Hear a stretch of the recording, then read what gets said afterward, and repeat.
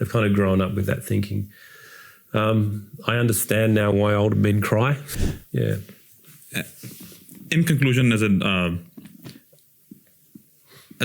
your next generation is also joining the forces, and you've passed on that the idea of service to your family. And if you can conclude with that thought and why it is important for you. Why it's important to me that the idea that they serve is important. Yeah.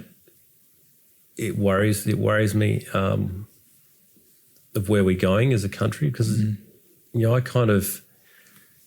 joined the Navy. It was actually sort of the Cold War was still on, and was towards the end of the Cold War.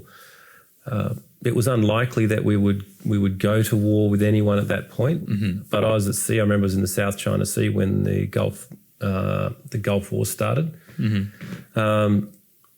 I remember that sense that I had then. I kind of felt a bit like this is what I'd been trained for, born for, sort of thing. My boys, I've got two boys in the Army. One's full-time Army as an artillery officer, and the other one's actually going through Army Reserve as an officer now. I guess we've always taught them to serve.